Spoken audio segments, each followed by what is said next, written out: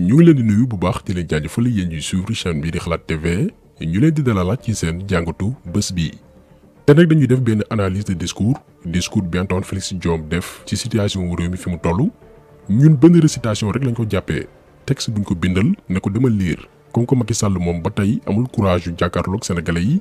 muy benn discours bu ñu war a analyser au fond ndax dafa bari manipulation loolu benn la dafay wone benn xeetu mbañeel jëmale ci ki waral cooli muy Ousmane Sonko. Li prouver encore une fois thèse complot moom sax lañuy attaquer jàngatu analyse bi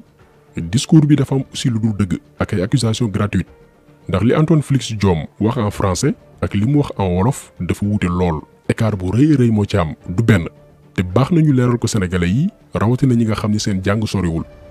discours français bi Antoine Félix Diome dafa am ñeneen ñu mu doon adressé wu waxul woon ak sénégalais yi opinion internationale bi la doon waxal. ne leen sénégalais yi gënoon ay defkatu ñaawteef lañ yu Ousmane Sonko ngemb ñooñu ñoo nekkoon ci mbedd mi.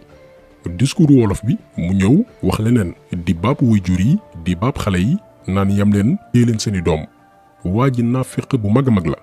li ñu war a comprendre mooy actuellement nguur gi dafa nekk ci benn campagne de manipulation te waruñu tomber ci piège bi nañu dem analyser discours bi. Mesdames et messieurs, depuis quelques jours. L'actualité nationale est marquée par un contentieux judiciaire. dañu sax am problème de diction te lii critère bu am solo la pour benn jëwriñ bu ñuy dénk wàllum biir réew mi muy poste bu mag a mag da nga war a mën communication am une bonne diction pour mën di prononcer les mots correctement xam nooy waxi jaam yi mais nañu dem. Qui implique 2 citoyens sénégalais, une jeune dame de 20 ans. Et un député dirigeant un parti politique.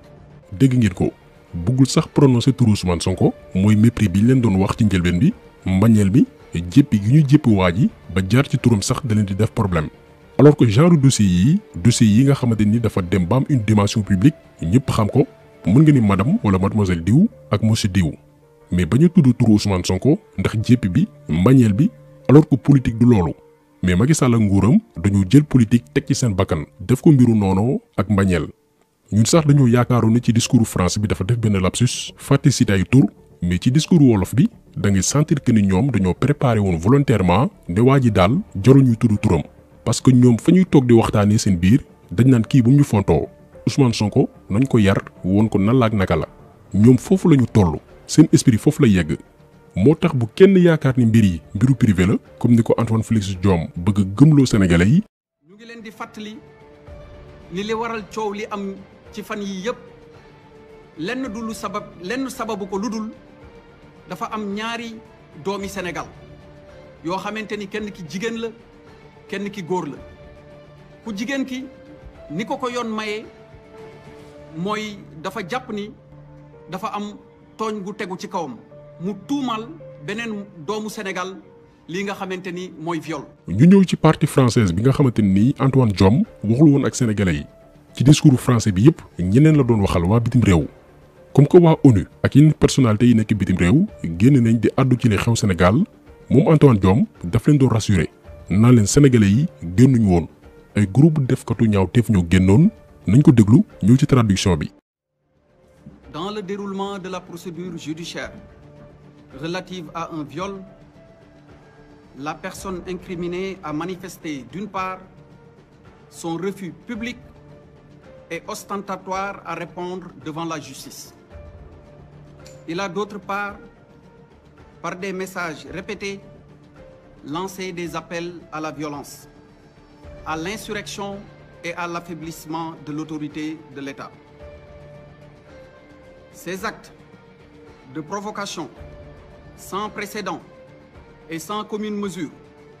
ont provoqué avec le soutien de forces occultes identifiées. nee na Ousmane Sonko ñun ñoo ko tudd mais moom dafa ni du tudd turu Ousmane Sonko ñoom noonu la ñuy doxee ci seen esprit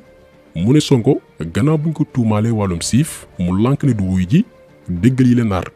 nee na Sonko dafa lànk ne du wuyu ji souligné wu la xewoon bërki démb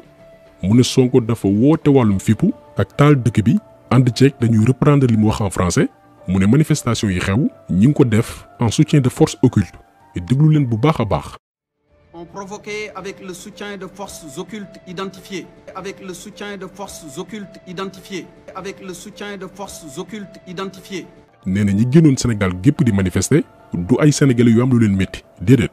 dafa may kuréelu defkatu ñaawteef yor ay ngànnaay parce que force la wax doole ci occulte force occulte foo ko déggee mooy dafa am benn kuréel bu organisé wu comme tey exemple terroriste yi nee na ñu mel noonu ñoo ànd ak Ousmane Sonko di ko soutenir ñooñu ñoo nekk di def li xew actuellement suñu réew lii la Antoine Félix Diome wax pour tromper opinion internationale bi waa bitim réew ñii ku leen gën a danger amul ba noppi ne identifié nañ xam nañ kuréelu def ko du ñaawteef yooyu noonu léegi ñun li ñuy laaj mooy lan moo tax waxu ko lépp ay nar la maanaam li mu bëgg gëmloo àdduna mooy Ousmane Sonko benn terroriste la nit ku dangereux te dafa nar a teg fitna àdduna bés bu yoree Sénégal amay moyen dégluwaat leen. Des manifestations violentes dans plusieurs quartiers de la capitale et dans d'autres localités du pays. Il convient de relever, de regretter et de condamner fermement les actes de nature terroriste, les voies de fait, les saccages, les pillages et dégradations de bâtiments publics et de biens privés. terme yi muy utiliser moo diis mbiru terrorisme ak lu ni mel pour wax yéen ñi nekk waa bitim réew di ñaawlu li xew Sénégal jàpp leen ni ab waaju dangereux la ñu am ak affaire lii la Antoine Félix Diome bëggoon jàllale ci biir discours am en français ba noppi nag ñëw ni lii xew Sénégal lépp dañ ko organiser maanaam du lu ñu improviser dañ ko tëgg ba mu ñor préparer ko am plan bu leer a leer. Malgré tout, des réunions, regroupements, conspirations contre l'État, des actes de terrorisme et de vandalisme sont notés. Ils relèvent de toute évidence du grand banditisme et de l'insurrection organisée. kuy wër ku dangereux ak ku ñeme yàlla jàppal Antoine Félix Diome te xam ne bu la rëccee comme ni ñu tàmm di ko waxee rek juróom fukki at ngay gisaat ku mel ni moom parce que c'est une espèce rare ba ci noppee nag muy menacer sénégalais yi. Il constitue une violation manifeste de l'état de catastrophe sanitaire. Il représente des troubles inacceptables à l'ordre public. Face à cette situation particulière, le gouvernement tient à rappeler son attachement au respect strict des principes de l'état de droit, de l'intégrité physique des personnes et de la protection de leurs biens. Toutes les personnes auteurs d'actes criminels seront recherchées, arrêtées, poursuivies et traduites devant la justice. nee na daañu wër ñëpp jàpp leen ñi génnoon te sànq monté dafa ni force occulte. Avec le soutien de forces occultes identifiées. Avec le soutien de forces occultes identifiées.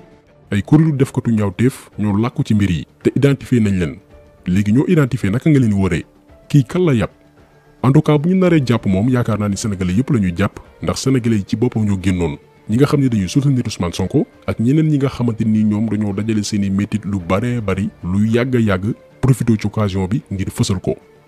léegi nañu ñëw attaquer directement ci discours wolof bi ngeen comparer ko ak li Antoine Félix Diome waxoon en français. ñu gis te yéen ñëpp seetlu ngeen ko fan yii ñu weesu démb moo ci mujj gis ngeen ñu yor ay fital di song bérébu liggéeyukaayu jàmbur gis ci yeneen yoo xamante ni tamit yàq nañ seen alal ñu doon ay nit yuy dundee seen ñaq te ku ne xam na ni seen yoon nekkul ci lii nga xamante ni moo xew ku yor sa magasin wala nga yor sa boutique tëj ko nit ñëw dajji ko jël la fa nekk te ngay dundee sa ñaq te kenn xamul ñaata at ak ñaata weer nga dajale ngir yegg foofu am na tooñ bu rëy boo xamante ni tooñ nañ la ko. dégg ngeen li mu wax fii waxatul wàllum kuréelu def ko du ñaawteef yu bëgg a déstabiliser Sénégal parce que instant bii mi ngi wax ak sénégalais yi pare na ci tubaab yi mais wàllum agressé ay bërëb liggéeyukaayu jàmbur lay wax maanaam ñoom dañuy wax ba noppi weddiwaat seen bopp ci ay simili yu néew a néew parce que respecté wuñu sénégalais yi ay dof lañ leen jàppee mu pare nag ñëw di mocc wax ji en français dafa doon menacé en wolof muy naxanteeg ndaw yi ñi mu doon jiiñ wàllum banditisme di leen jiiñ wàllum terrorisme ak ay forces occultes. dama fay wax ni maa ngi woo askan wi di woo ndaw ñi nga xamante ni ñooy yaakaaru ëllëg nga xamante ni ku leen woo ci jàmm mooy ki nga xamante ni mooy seen mbokk képp koo xamante ni mi ngi leen di woo ci safaan tegu leen ci yoon wi baax te suñu kilifa yi dañu jàngal fii ci Sénégal ni ñu ndaw de moom ñaar lañ ko xamee mooy sàkku xam-xam bu mat sëkk waaye tamit ànd ak yar ak teggin ci wax ci doxalin ak ci jëfin waaye am na mbir yoo xamante ni bi mu tàmbalee ak léegi gis nañ ay kaddu yu ñaaw di jib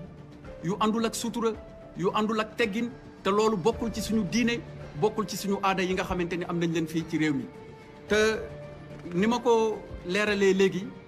ndaw moom mooy yaakaaru askan mooy yaakaaru ëllëg seen taxawaay ci réew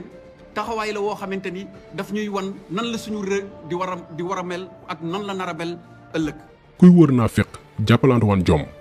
au début nee na ñiy manifester benn kuréelu defkatu ñaawteef la bu organisé wu la te sax identifié nañ leen mu ñëw ci parti wolof bi ne waaw reconnaître nañ ni jeunes yi la waaye ànd leen ak dal ngeen yaakaar ne ñii dinañ defar Sénégal ñoo xam ne duñu wax dëgg chaque jour ñu ngi wër ni ñuy naxee sénégalais yi tappale ak manipulation ñii ku leen yaakaar torox moo tax léegi ñun waxatuñ rek libéré Ousmane Sonko ak yeneen otages yi ñu jàpp mais na Macky Sall ak gàngooram démissionné abal ñu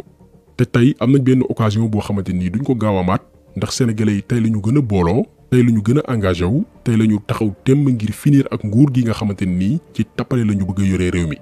tappale mënul weesu sénégalais yi gën di manifester ngir fësal leen métti ngay wax ak waa bitim réew ne leen ay terroriste lañ ay bandi lañ ay defkatu ñaawteef lañ Antoine Félix Diome ak Macky Sall mi ko yónni dañoo saaga jeunesse su Sénégal respecté wuñu ndaw yi Sénégal weguñu leen moo tax tey la combat bi di gën a am solo nee nañ lundi la ñu dégluwaat Ousmane Sonko mais samedi ak dimanche bii jàppale ni ñaari bés yu am solo la ci combat bi nañu gën a pare ndax Macky Sall nee na conseil des ministres am sénégalais yi ñetti fan la ñuy kaas fàtte maanaam daf ñu yàpp ñu weesuwul ay doomi aadama ñàkk seen bakkan waxoog sénégalais yi yónnee ñu marionnette bii nga xamante ni kuy ñàkk jom moom ngay jàppale kon mbéjum kanam borom moo koy fajal boppam daañu reveniraat ci beneen analyse ci combat yi ak taxawaay bi ñu war a am ngir génnee Macky Sall palais mu abal ñu récupérer waat suñu réew xeex Macky Sall ci jaamu yàlla la bokk ñu ngi leen gërëm di leen jaajëfal di leen di daje incha allah beneen yoon ci beneen jàngat jaa ngeen jëf